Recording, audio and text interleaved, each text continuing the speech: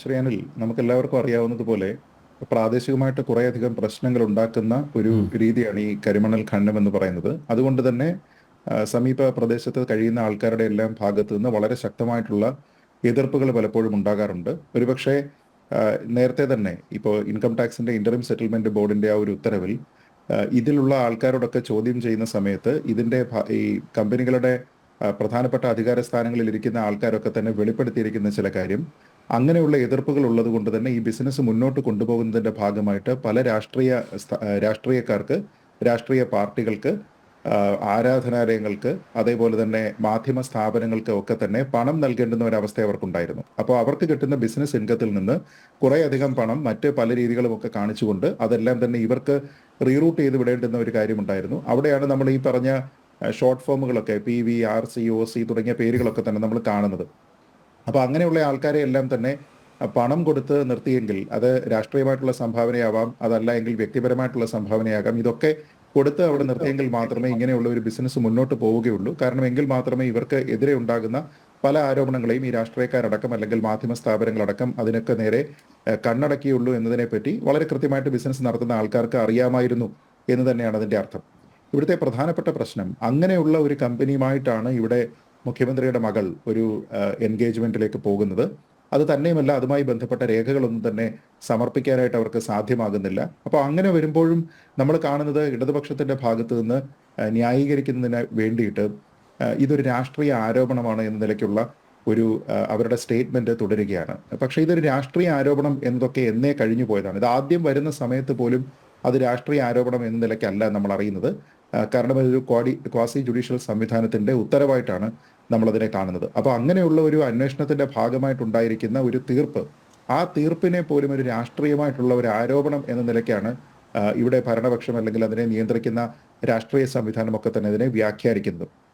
അപ്പോൾ അതും കഴിഞ്ഞതിന് ശേഷം അതിൻ്റെ ഒരു തുടർച്ചയായിട്ടല്ലാതെ ശ്രീ ഷോൺ ജോർജ് നൽകുന്ന ഒരു പരാതിയുടെ അടിസ്ഥാനത്തിൽ, അതും ഒരു കമ്പനിയുടെ ഒരു മൈനർ സ്റ്റേക്ക് ഹോൾഡർ എന്ന നിലയ്ക്ക് അദ്ദേഹത്തിനുള്ള അവകാശം, ലീഗലായിട്ടുള്ള അവകാശം ഉപയോഗിച്ചുകൊണ്ട് അദ്ദേഹം നൽകുന്ന ഒരു പരാതിയുടെ അടിസ്ഥാനത്തിൽ മറ്റൊരു വകുപ്പാണ് ഈ ഒരു വിഷയം പിന്നീട് അന്വേഷിക്കുന്നത്. അപ്പോൾ അത് കമ്പനികാര്യ മന്ത്രാലയമാണ്. നേരത്തേത് ഇൻകം ടാക്സിന്റെ വകുപ്പായിരുന്നുവെങ്കിൽ ഇത് കമ്പനികാര്യ മന്ത്രാലയമാണ്. അതും ഒന്നിലധികം സംസ്ഥാനങ്ങളിൽ നടത്തിയ അന്വേഷണമാണ്. ROC നടത്തിയിരിക്കുന്നത് ബാംഗ്ലൂരിൽ നടത്തിയിട്ടുണ്ട്, അതേപോലെ തന്നെ കേരളത്തിൽ എറണാകുളം കേന്ദ്രീകരിച്ച് അന്വേഷണം നടത്തിയിട്ടുണ്ട്. ഇതിൻ്റെയൊക്കെ ഭാഗമായിട്ടാണ് ഇപ്പോൾ കൂടുതലായിട്ടുള്ള ക്രമക്കേടുകൾ പുറത്തു വരുന്നത്. അപ്പോൾ ഈ ക്രമക്കേടുകൾ വരുന്ന സമയത്ത് ഒരുപക്ഷെ ശ്രീമതി വീണ വിജയനേക്കാളും അല്ലെങ്കിൽ ശ്രീ പിണറായി വിജയനേക്കാളും കൂടുതൽ വെട്ടിലാകുന്നത് ഇവിടെ ഇടതുപക്ഷമാണ്. കാരണം ഈ ആരോപണങ്ങളൊക്കെ വരുന്ന സമയത്ത്, അല്ലെങ്കിൽ ഇതിനെ ഒരു രാഷ്ട്രീയ ആരോപണമായിട്ട് പ്രതിപക്ഷം ഉൾപ്പെടെ ഉന്നയിക്കുന്ന സമയത്ത് ഇതിൽ യാതൊരു വിധത്തിലുള്ള പ്രശ്നങ്ങളുമില്ല, ഈ കമ്പനികൾ തമ്മിലുള്ള എൻഗേജ്മെന്റ് എല്ലാം തന്നെ സുതാര്യവും നിയമപരവുമാണ് എന്നൊക്കെ വ്യാഖ്യാനിക്കാനാണ് CPMന്റെ സംസ്ഥാന സെക്രട്ടേറിയറ്റ് പോലും തീരുമാനിച്ചത്. നമുക്ക് എല്ലാവർക്കും അറിയാവുന്നതുപോലെ പാർട്ടി നേതാക്കളുടെ മക്കളെ പല വിഷയങ്ങളിലും അവരുൾപ്പെട്ടിട്ടുള്ള വിവാദമായിട്ടുള്ള വിഷയങ്ങൾ ഉണ്ടാകുന്ന സമയത്തൊന്നും തന്നെ അവരെല്ലാം തീർച്ചയായിട്ടും 100% കൈയൊഴിഞ്ഞ് അതൊക്കെ തന്നെ വ്യക്തിപരമായിട്ടുള്ള വിഷയങ്ങളാണ് എന്നൊക്കെയുള്ള നിലപാടെടുത്തിരുന്ന പാർട്ടി അവിടെ നിന്ന് പെട്ടെന്നൊരു U-ടേൺ എടുക്കുകയാണ്.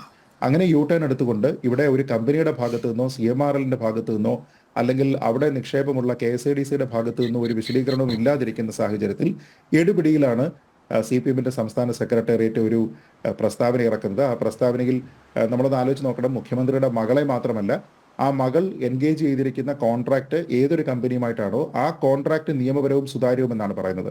അപ്പോൾ CMRL എന്ന് പറയുന്ന കമ്പനിയെ കൂടി ന്യായീകരിക്കേണ്ടുന്ന അവസ്ഥയാണ് CPMന്റെ സെക്രട്ടേറിയറ്റിനുണ്ടായത്. അപ്പോൾ അവിടെ നിന്ന് പിന്നീട് നടന്നിരിക്കുന്ന കാര്യങ്ങളാണ് അത് സുതാര്യവും നിയമപരവുമാണ് എന്ന് അവർ പറയുമ്പോൾ ഇപ്പോൾ ROC കണ്ടെത്തിയിരിക്കുന്നതനുസരിച്ച് അവിടെ കുറേയധികം വയലേഷൻസ് ഉണ്ടായിട്ടുണ്ട് എന്നാണ്. അതപ്പോൾ ക്രമക്കേടുകൾ ഉണ്ടായിട്ടുണ്ടെന്നാണ്. സുതാര്യമായിട്ടുള്ള ഒരു ഇടപാടിൽ ക്രമക്കേടുകൾ എങ്ങനെയാണ് ഉണ്ടാവുക? അഥവാ ക്രമക്കേടുകൾ ഉണ്ടെങ്കിൽ അത് സുതാര്യമാണെന്ന് CPM സംസ്ഥാന സെക്രട്ടേറിയറ്റിന് പറയാൻ കഴിയുന്നത് എങ്ങനെയാണ്? രണ്ടാമത്, ഇത് രണ്ട് കമ്പനികൾ തമ്മിലുള്ള നിയമപരമായിട്ടുള്ള ഒരു എൻഗേജ്മെന്റ് ആണെന്നാണ് പറഞ്ഞത്. അപ്പോൾ അതിൽ തന്നെ ROC ബാംഗ്ലൂരിന്റെ കണ്ടെത്തലിൽ പറയുന്ന ഒരു പ്രധാനപ്പെട്ട കാര്യം, അതിൽ സീരിയസ് ആയിട്ടുള്ള ഒഫൻസസ് കണ്ടുവെന്നാണ്. അപ്പോൾ ഒഫൻസ് എന്ന് പറഞ്ഞു കഴിഞ്ഞാൽ അത് നിയമവിരുദ്ധമാണ്. അപ്പോൾ ക്രമവിരുദ്ധവും നിയമവിരുദ്ധവുമായിട്ടുള്ള കാര്യങ്ങൾ ഒരു എൻഗേജ്മെന്റിൽ ഉണ്ട് എന്നുള്ളതിനെ പറ്റി അതിന് ചുമതലപ്പെട്ടിരിക്കുന്ന ഒരു നിയമ സംവിധാനം, അതിന് അർഹതയുള്ള കമ്പനീസ് ആക്ട് വഴി പ്രവർത്തിക്കുന്ന ഒരു സംവിധാനം കണ്ടെത്തിയിരിക്കുമ്പോൾ അതിനെയാണ് മുമ്പ് ഇതേപോലെ വെള്ളപൂശി വെളുപ്പിക്കാനായിട്ട് CPM ഉൾപ്പെടെ ശ്രമിച്ചത്. അതിനൊക്കെ അപ്പുറത്താണല്ലോ പാർട്ടിയുടെ അന്വേഷണ സംവിധാനം, സ്വന്തമായിട്ട് പിന്നെ പോലീസും കോടതിയൊക്കെയുള്ള ഒരു പാർട്ടി. പോലീസ്, കോടതി, അന്വേഷണ സംവിധാനം ഇതെല്ലാം തന്നെയുണ്ട്. അപ്പോൾ ഇവിടുത്തെ പ്രധാനപ്പെട്ട പ്രശ്നം ഞാൻ പറയുന്നത് ഈ വഴിയെ പോയ അല്ലെങ്കിൽ പറന്നുപോയ പണിയൊക്കെ ഏണി വെച്ച് പിടിക്കുക എന്നൊക്കെ ഈ നാട്ടിലെ ആൾക്കാർ പറയുന്നത് പോലെ ഒരല്പം ഒന്ന് കാത്തിരുന്നതിന് ശേഷം പ്രതികരിക്കാമായിരുന്ന CPM എന്ന് പറയുന്ന രാഷ്ട്രീയ സംവിധാനം അതിലേക്ക് എടുത്തു ചാടുകയും അങ്ങനെ ന്യായീകരിക്കുകയും അങ്ങനെ പ്രിയപ്പെട്ട നേതാവിൻ്റെ മകളുടെ കമ്പനിയെ ന്യായീകരിക്കാനായിട്ട് ശ്രമിക്കുകയും അതുവഴി CMRL എന്ന് പറയുന്ന സ്ഥാപനത്തെ പോലും ന്യായീകരിക്കേണ്ടുന്ന അവസ്ഥ വരികയും അപ്പോൾ ഇതിലെല്ലാം തന്നെ ഇപ്പോൾ ഈ രണ്ട് കമ്പനികളും പ്രതിസ്ഥാനത്ത് നിൽക്കുമ്പോൾ ഈ ഇവരെ ന്യായീകരിക്കാനായിട്ട് ശ്രമിച്ചിരിക്കുന്ന അല്ലെങ്കിൽ കേരളത്തിലെ പൊതുസമൂഹത്തിന് മുന്നിലേക്ക് ഇതെല്ലാം തന്നെ സുതാര്യവും നിയമപരവുമാണ് എന്ന് പറയാനായിട്ട് ശ്രമിച്ചിരിക്കുന്ന ഒരു രാഷ്ട്രീയ പാർട്ടി എങ്ങനെയാണ് നിൽക്കുന്നത്? ഉടുതുണിയില്ലാതെ നിൽക്കുകയാണ്. ആ സാഹചര്യത്തിലേക്ക് അവരെത്തിയിരിക്കുകയാണ്. കാരണം അവർ പറഞ്ഞിരിക്കുന്ന എല്ലാ ഡിഫൻസും പൊളിഞ്ഞിരിക്കുകയാണ്. ഇനി മുഖ്യമന്ത്രി തന്നെ പറഞ്ഞിരിക്കുകയും പിന്നീട് CPMന്റെ സൈബർ അണികളടക്കം അതൊരു പ്രധാനപ്പെട്ട ക്യാപ്സൂളായിട്ട് ഏറ്റെടുക്കുകയും ചെയ്തിരുന്ന ഒരു കാര്യമാണ് വീണയെ കേട്ടില്ല അല്ലെങ്കിൽ വീണയുടെ കമ്പനിയെ കേട്ടില്ല എന്ന് പറയുന്നത്. അത് മുഖ്യമന്ത്രി പത്രസമ്മേളനങ്ങളിൽ ഉൾപ്പെടെ ചോദിച്ചിരുന്നു. പക്ഷേ ഇവിടുത്തെ പ്രശ്നം അതല്ല. ഇവിടെ വീണയെ കേട്ടു, വീണയുടെ കമ്പനിയെ കേട്ടു. പക്ഷേ അവിടെ ഹാജരാക്കാൻ പറയുന്ന സമയത്ത് അവരുടെ കയ്യിൽ യാതൊരു വിധത്തിലുള്ള രേഖകളും ഇല്ല എന്നും ഈ കോൺട്രാക്റ്റ് അവർക്ക് എങ്ങനെയാണ് കിട്ടിയിരിക്കുന്നത്, ഇവരുടെ കേപ്പബിലിറ്റി എന്താണ്, ഏത് മാർഗത്തിൽ കൂടിയാണ് ഇവരിതിൽ സെലക്ട് ചെയ്യപ്പെട്ടിരിക്കുന്നത്, എന്തൊക്കെ രീതിയിലുള്ള എൻഗേജ്മെൻ്റ് ആണ് നടത്തിയിരിക്കുന്നത്, എന്ത് സേവനമാണ് നൽകിയിരിക്കുന്നത്, ഇതിനെപ്പറ്റിയൊന്നും തന്നെ ഒരു രേഖയും ഹാജരാക്കാനില്ല.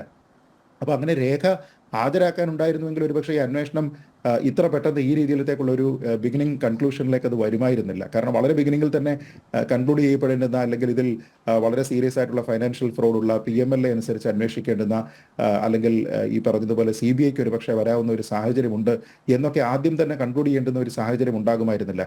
രേഖകൾ സമർപ്പിക്കപ്പെട്ടിരുന്നുവെങ്കിൽ രേഖകളൊക്കെ പരിശോധിക്കാനുള്ള സമയമെങ്കിലും എടുക്കുമായിരുന്നു. ഇവിടെ അതൊന്നുമില്ല. അപ്പോൾ അങ്ങനെയാണെങ്കിൽ വളരെ ഈ പറയുന്നത് പോലെ ഡൂബിയസ് ആയിട്ടുള്ള ട്രാൻസാക്ഷൻ, സംശയാസ്പദമായിട്ടുള്ള നിരവധി ഇടപാടുകൾ അവർ നടത്തിയിട്ടുണ്ട് എന്ന് വന്നു കഴിഞ്ഞാൽ ഈ കമ്പനികളെല്ലാം തന്നെ അല്ലെങ്കിൽ ഈ കമ്പനികളെല്ലാം ന്യായീകരിക്കുന്ന ആൾക്കാരെല്ലാം തന്നെ ഒരു നെക്സസ് ആയിട്ട് പ്രവർത്തിച്ചു എന്നല്ലേ നമ്മൾ മനസ്സിലാക്കേണ്ടത്. അതോടൊപ്പം തന്നെ ഏറ്റവും പ്രധാനപ്പെട്ട കാര്യം, ഈ രണ്ട് കമ്പനികളെയും ന്യായീകരിക്കുന്ന സമയത്ത് തന്നെ CMRLന്റെ ഭാഗമായിട്ട് വന്നിരിക്കുന്ന വിശദീകരണങ്ങൾ നോക്കൂ. അത് അന്വേഷിച്ചിരിക്കുന്നത് ROC എറണാകുളമാണ്. അവർ പറയുന്നത് CMRLനോട് ഞങ്ങൾ ചോദ്യം ചോദിക്കുന്ന സമയത്ത് അവരുടെ മറുപടികൾ ഒന്നുകിൽ വേഗാണ് എന്നാണ്. അതായത് വ്യക്തമല്ലാതെ അവ്യക്തമായിട്ട് അവർ കാര്യങ്ങൾ പറയുന്നു, അല്ലെങ്കിൽ ഇവേസീവാണ്. അതായത് ചോദ്യങ്ങൾക്ക് മറുപടി പറയാതെ അവർ ഒഴിഞ്ഞു മാറുന്നു.